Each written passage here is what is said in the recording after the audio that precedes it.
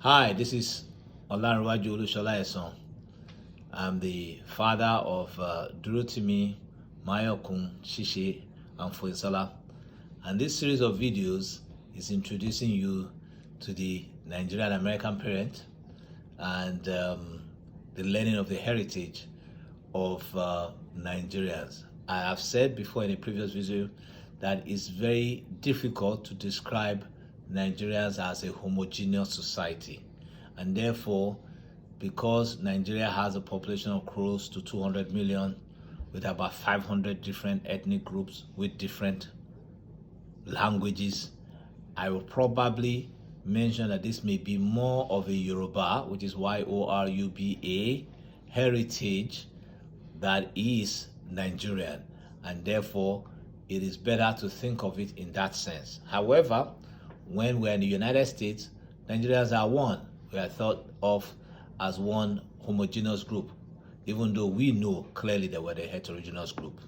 This question that my son asked me was about parenting in Nigeria. Of course, this question comes with a smile because I recently sent a video to them about two Nigerian parents who were calling their son Junior to be able to find out, so Junior to help them to pick up, to wash the plates, to help them to wash the car, Junior to help them to be able to put on the fan. And it was a Keystone Bank advert. And the boy devised a solution using a drone to be able to help him put on the remote for his parents without having to leave his room. However, for people who have not watched that video, they may not understand the humor behind it. However, I will clarify. Nigerian parenting requires, and especially Yoruba parenting, has a lot of emphasis on respect with elders.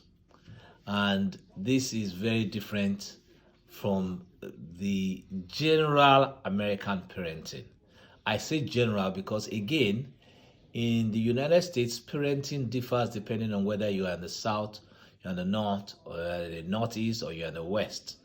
But general parenting styles in the United States does not emphasize as much respect to elders as it does in the Yoruba Nigerian culture. So therefore, if a parent asks a child to do something in the Nigerian culture, the child does it without question.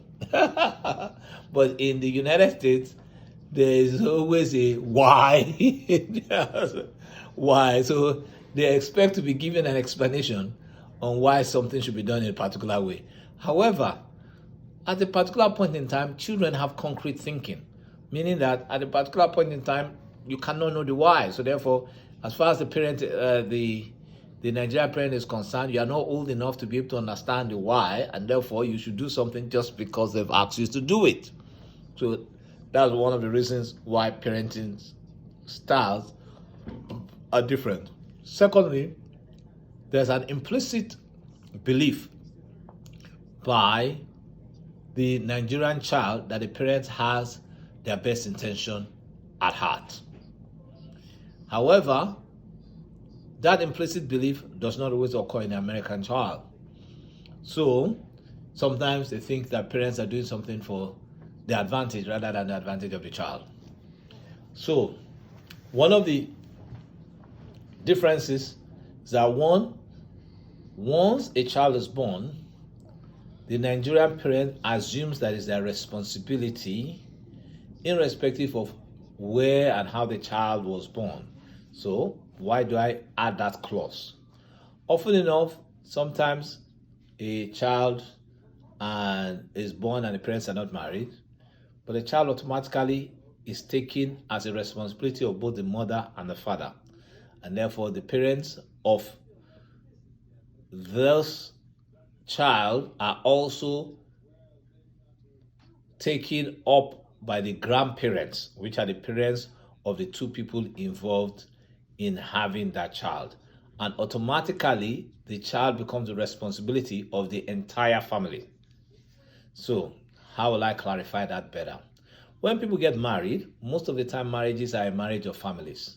So therefore, for somebody like me, I married from the Oshinake family, and the son and the Oshinake family joined together to form one family. And therefore, when a child was born, the child is as a son as their Oshinake, and their cousins and their uncles are as close to them as their fathers and mothers, and their cousins are like their sisters and their brothers.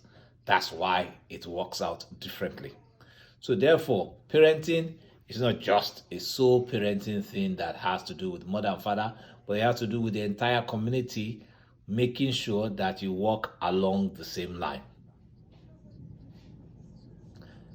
Is there any clarification you want me to clarify now before I move on parenting style? Okay, so parents expect their children to go to school. It's taken without granted.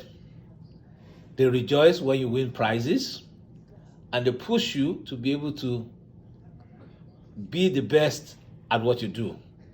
So there was a joke by one of the Nigerian music artists here in the United States, who said that when he went to school once and he came back here in the United States and he told his Nigerian parents that he scored a 98 or a 99, and his father asked him, so who did you give the 1 or the 2? Back to why did you give them the 1 or 2? Why couldn't you score 100%? So they expect excellence. They expect that you could not have an excuse for not doing your very best. And therefore, giving them an excuse and saying, oh, not everybody scored 98% like me, is not satisfactory. What is satisfactory is that you have done your very best. And because you have done your very best, you usually will score high. Of course, many Nigerian parents will tell you that, oh, when they were in school, they were the first throughout. Of course, if all of them were the first, then there was no second, third, fourth, or fifth. So, but for me, fortunately, I think that especially at elementary level, I did very well. So my mother was happy to tell my children that I was always first in my class. But the reality is that your ability to do very best was pushed. And if at any particular point in time where you are not able to do something, Nigerian parents will willingly take out the time to either get a lesson teacher for you, get somebody who will be able to help you in an extra way, because of their big belief in education. They did believe and allow people to play sports and run around, but their major focus was the fact that you should be able to get a decent education, at least up until high school level. And then it was expected that if you finish high school, that you had a college education. So the parenting style was designed, one, to allow you to excel academically. However, despite the fact that they were paying attention to this, a more important part was their respect for elders. So in Yoruba culture, you had to learn how to dobale. What is dobale? Dobale is D-O-B-A-L-E. Dobale means prostrating, fully flat on the ground as a sign of respect to your elders. And then the girls were supposed to kule. Kule means kneel. So you will kneel down to be able to greet your parents. And therefore, even though my parents were Western educated, especially my father, who did not think much of the dobale or the kunle, meaning prostrating flat or kneeling down, my mother, who understood very well what Nigerian Yoruba culture required, made sure that her 4 boys and her girls knew how to prostrate, dobale, and knew how to kunle. Even though 2 of them were born in Canada, who had no idea what this whole prostrating and kunle was all about, and I was the first Nigerian-born one who was greatly influenced by my brothers. However, that emphasis on respect of elders was put in there. We also grew up with lots of aunties and uncles who lived in the house with us, and were required to call them aunties and uncles and express the same amount of respect to them. So the parenting style was to create a child who had respect to authority, understood their place in the society, and understood the reason why they had to excel at education. And therefore, most of the time, when you see the way the Yoruba Nigerian or even Igbo Nigerian parent behaves, is to be able to instill these values into the child. One of the most important things which Nigerian parents want to be able to instill is the fact that a good name is better than riches. So the name, what does a good name mean? Good name means that they want to be able to say that if somebody talks about their child, they're able to say that that child was good, well behaved, was kind, and was compassionate. So even though in the United States an emphasis is on A plus, scoring very high academically, it will be a loss if a Nigerian parent finds out that his child scores A plus but is a bully or is a truant, and that is more of a disgrace because a good name is better than riches or academic excellence. And this is one of the reasons why Nigerian parenting styles are different from American parenting styles. So I will stop at this point, and we'll record another video for this